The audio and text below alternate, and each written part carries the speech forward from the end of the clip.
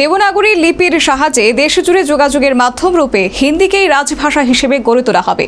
শুক্রবার আগরতলার হাঁপানিয়া আন্তর্জাতিক মেলা প্রাঙ্গণের কনফারেন্স হলে আয়োজিত যৌথ রাজভাষা সম্মেলন থেকে এই কথা স্পষ্ট করে দিলেন কেন্দ্রীয় স্বরাষ্ট্রমন্ত্রী অমিত শাহ। সরকারি কাজে হিন্দি ও আঞ্চলিক ভাষাগুলির ব্যবহার বৃদ্ধির জন্য আগরতলার হাঁপানিয়া আন্তর্জাতিক মেলা প্রাঙ্গণে অবস্থিত কনফারেন্স হলে অনুষ্ঠিত হলো পূর্ব উত্তর পূর্ব ও উত্তরাঞ্চলের যৌথ আঞ্চলিক রাজভাষা সম্মেলন। প্রদীপ প্রজ্বলনের মাধ্যমে কেন্দ্রীয় স্বরাষ্ট্র মন্ত্রকের অধীনস্থ রাজভাষা বিভাগের উদ্যোগে আয়োজিত এই সম্মেলনের উদ্বোধন করেন কেন্দ্রীয় স্বরাষ্ট্রমন্ত্রী অমিত শাহ। উপস্থিত ছিলেন কেন্দ্রীয় স্বরাষ্ট্র মন্ত্রকের রাষ্ট্রমন্ত্রী বন্দি সঞ্জয় কুমার, ত্রিপুরার মুখ্যমন্ত্রী ডক্টর মানিক সাহা, রাজ্যসভার সাংসদ রাজীব ভট্টাচার্য, রাজ্যের প্রাক্তন মুখ্যমন্ত্রী ও সাংসদ বিপ্লব কুমার দেব, সাংসদ কৃতি সিং দেববর্মা সহ বিশিষ্টরা। উত্তর পূর্ব ভারতের 8টি রাজ্যের পাশাপাশি এই সম্মেলনে উপস্থিত ছিলেন পশ্চিমবঙ্গ, ওড়িশা, বিহার, ঝাড়খণ্ড, উত্তরপ্রদেশ, উত্তরাখণ্ড, হরিয়ানা, পাঞ্জাব, হিমাচল প্রদেশ, রাজস্থান, জম্মু কাশ্মীর এবং লাদাখ থেকে আসা প্রায় 3000 প্রতিনিধি। সরকারি কাজে হিন্দির ব্যবহার বৃদ্ধির ক্ষেত্রে উল্লেখযোগ্য অবদানের জন্য ওই প্রতিনিধিদের মধ্যে প্রায় 80 জনকে সংবর্ধনা জানানো হয়। সেই সঙ্গে পাশাপাশি রাজভাষা ভারতীয় উত্তর পূর্বের বিশেষ সংখ্যা এবং হিন্দি ও ভারতীয় ভাষার সম্পর্ক নিয়ে বিশেষ এই প্রকাশ করা হয়। সেই সঙ্গে পাশাপাশি রাজভাষা ভারতীয় উত্তর পূর্বের বিশেষ সংখ্যা এবং হিন্দি ও ভারতীয় ভাষার সম্পর্ক নিয়ে বিশেষ বই প্রকাশ করা হয়। কৃত্রিম বুদ্ধিমত্তার সাহায্যে তৈরি বহুভাষিক অনুবাদ সারথি অনুবাদ অ্যাপ ভারতী 2.0 আনুষ্ঠানিক প্রকাশ করা হয়। এর মাধ্যমে 22টি ভাষা থেকে সহজ হিন্দিতে অনুবাদ সম্ভব হবে, আবার হিন্দি থেকে সহজে সংশ্লিষ্ট ভাষাতে অনুবাদ হবে।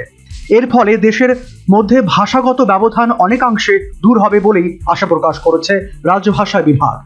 তারা দেশ জুড়ে একটি লিপি তৈরির উদ্যোগ নিয়েছে, যাতে হিন্দির পাশাপাশি ভারতের 22টি স্বীকৃত আঞ্চলিক ভাষার বিভিন্ন শব্দ অন্তর্ভুক্ত করে দেবনাগরী লিপির পুনর্নির্মাণ করার উদ্যোগ নিয়েছে কেন্দ্র।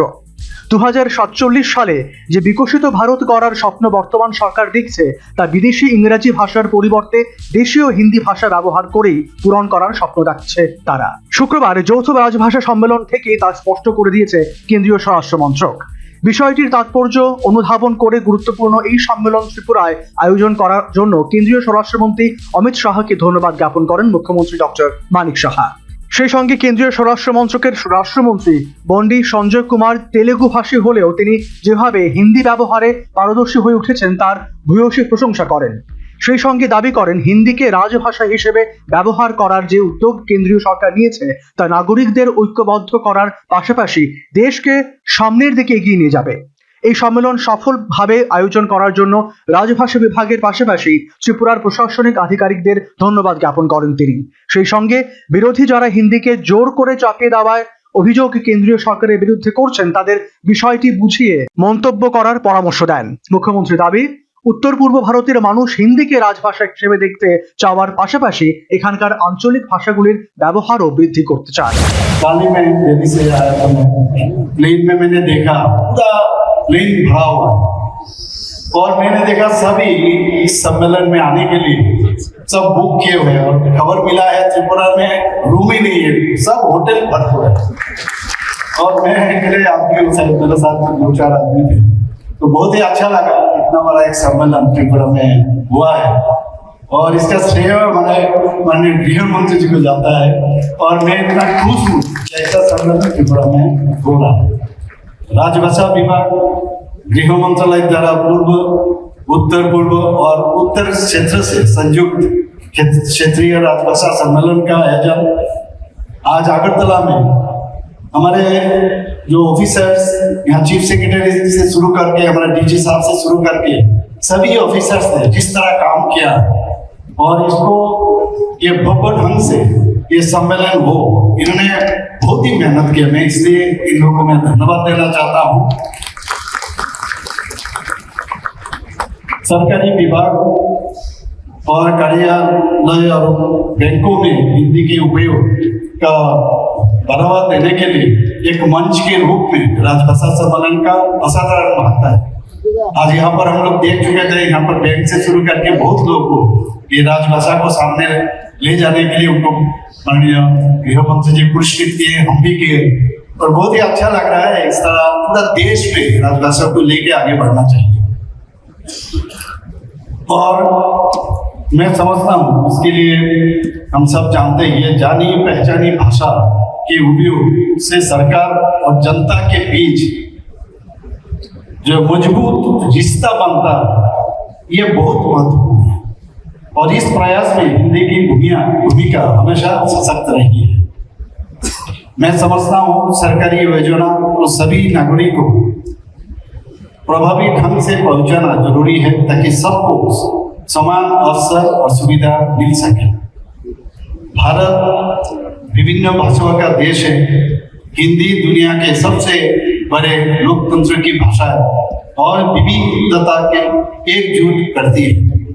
स्वाधीन स्थानीय भाषाओं के संरक्षण और राष्ट्रभाषा हिंदी का प्रसार दोनों साथ साथ चले। ऐसा नहीं है खाली हिंदी भाषा चले, इसके साथ साथ चले स्थानीय भाषा जो लोकल लैंग्वेज है उसको भी साथ साथ चले। आज मैंने देखा कुछ हमारा विरोधी पार्टी कह रहा है हिंदी यहाँ पर मैंने जबरदस्ती हिंदी को यहाँ पर प्रचार के लिए कर रहे हैं। उनके लिए मैं ये कहना चाहता हूँ ऐसा नहीं है, पहले आप सुनो समझो उसके बाद बात करो। ये हमारी सोच है, यही उत्तर पूर्व की भावना है कि राष्ट्रभाषा हिंदी का प्रचार होना चाहिए और साथ ही साथ हमारा लोकल लैंग्वेज जो है उसको भी आगे और ये हमारे देश का। রাজভাষা সম্মেলনে বক্তব্য রাখতে গিয়ে প্রথমেই ত্রিপুরা সুন্দরী দেবীকে স্মরণ করে জীবনে যখন বিপদে পড়ছেন তখনই ত্রিপুরা সুন্দরী দেবী তাকে রক্ষা করেন বলে দাবি করেন কেন্দ্রীয় স্বরাষ্ট্রমন্ত্রী অমিত শাহ। রাজভাষা সম্মেলনের জন্য ত্রিপুরাকে সব থেকে উপযুক্ত স্থান বলেও দাবি করেন। রাজভাষা হিসেবে হিন্দির গুরুত্ব ও ঐতিহ্য বোঝাতে গিয়ে তিনি ছত্রপতি শিবাজির প্রসঙ্গ টানেন। বলেন, মোগলদের পরাজিত করে শিবাজি যখন দেশকে দাসত্বের শৃঙ্খল থেকে মুক্ত করেছিলেন, যখন হিন্দু সাম্রাজ্যবাদের পতন করেছিলেন, তখন তিনি নিজের অনুগামীদের বলেছিলেন দাসত্ব থেকে তখনই সম্পূর্ণ মুক্তি পাওয়া যায় যখন তা স্বভাষা, স্বাধীনতা ও স্বধর্মের উপর ভিত্তি করে অর্জিত হয়।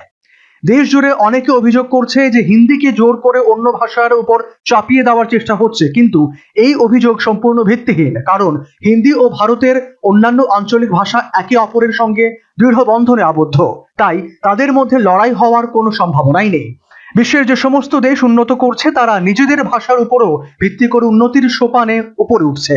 বিকশিত ভারতেও বিদেশি নয়, নিজের ভাষার উপর ভিত্তি করে গড়ে উঠবে। কারণ ইতিহাস সাক্ষী যে দেশ নিজের ভাষা ও শিকড়কে হাতিয়ার করে উন্নতির চেষ্টা করে সে বিকাশের সর্বোচ্চ পর্যায়ে পৌঁছায়। सम्मेलन में श्री शिवाजी महाराज ने स्वराज का आंदोलन शुरू किया था, उस वक्त को याद करना। जब पूरा देश गुलामी की जंजीरों में जकड़ा हुआ था, किसी में हिम्मत नहीं थी मुगलों की ताकत को इसके सामने खड़ा हो। उस वक्त 16 वर्ष के एक युवा शिवाजी ने एक मंदिर में प्रतिज्ञा करी कि इस देश को मैं आजाद करूंगा, स्वराज की स्थापना। जब आगे चलकर छत्रपति के रूप में शिवाजी महाराज का राज्याभिषेक हुआ और हिंदी स्वराज की स्थापना हुई, जब कई जगह पे उल्लेखित है शिवाजी महाराज और गाग भट्ट का संवाद कि स्वराज का मतलब क्या है।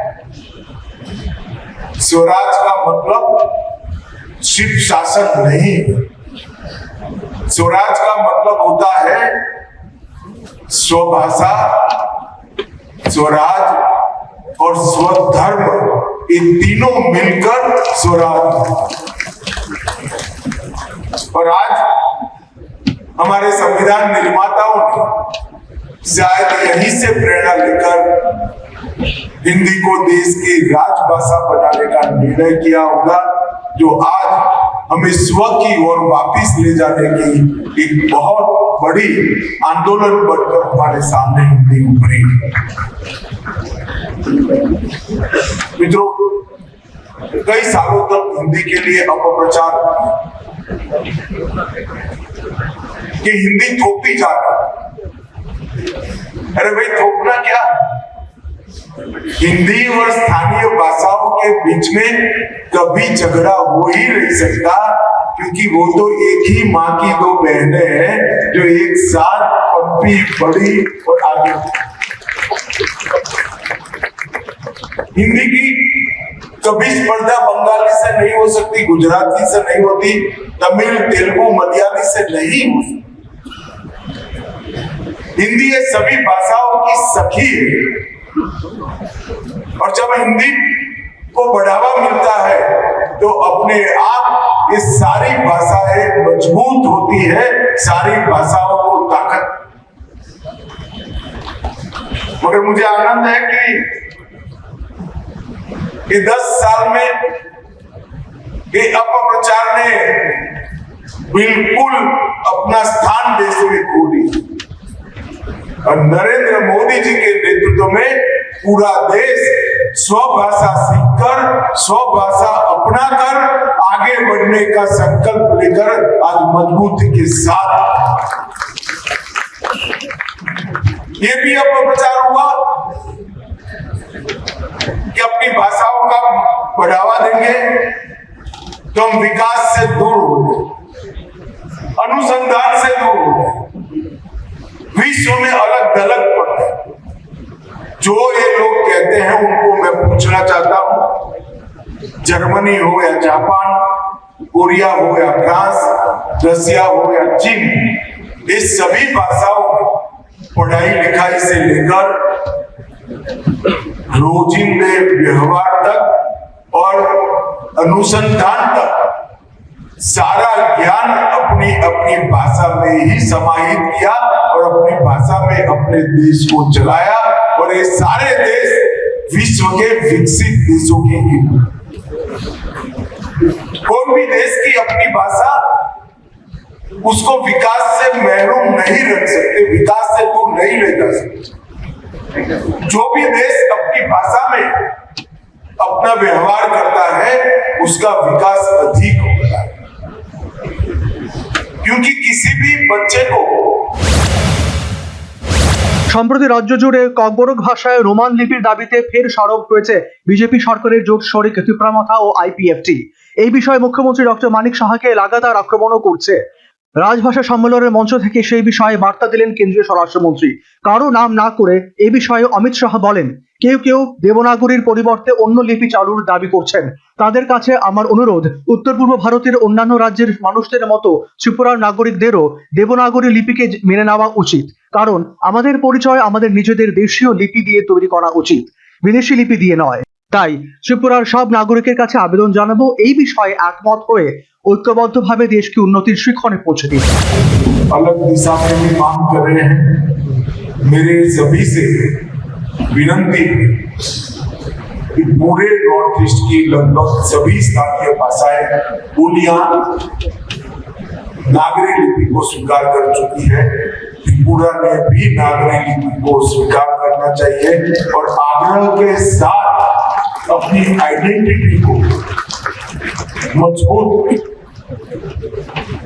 हम सभी नॉर्थ ईस्ट के जाति समूह आइडेंटिटी के लिए समर्पित, अपनी पहचान के लिए समर्पित। अपनी पहचान किसी विदेशी लिपि में कैसे हम संभाल कर रख सकते? हमारी पहचान हमारे देश की लिपि में ही हम संभाल कर रख सकते, और सभी ने इस विषय पर सहमति बनाकर आगे बढ़ना चाहिए। लिपि और भाषा विवाद का मुद्दा नहीं होना चाहिए। लिपि और भाषा विकास के लिए बनाए गए माध्यम। কেন্দ্রের বিজেপি শাসিত এনডিএ সরকার হিন্দিকে রাজভাষা হিসেবে চালু করার পরিকল্পনায় অন্যান্য আঞ্চলিক ভাষার গুরুত্ব হ্রাস করার চেষ্টা করছে বলে অভিযোগ বিরোধীদের। আগরতলায় আয়োজিত যৌথ রাজভাষা সম্মেলন থেকে সেই অভিযোগ সম্পূর্ণ ভিত্তিহীন বলে দাবি করা হলো। বরং সরকারি কাজে কেন্দ্রীয় সরকার ইংরেজির জায়গায় হিন্দি ও আঞ্চলিক ভাষার ব্যবহার বৃদ্ধি করতে চাইছে বলেই দাবি করা হলো স্বরাষ্ট্র মন্ত্রকের রাজভাষা বিভাগ। এখন দেখার তাদের সেই প্রতিশ্রুতি কতটা বাস্তবায়িত হয়। Bureau report, news vanguard.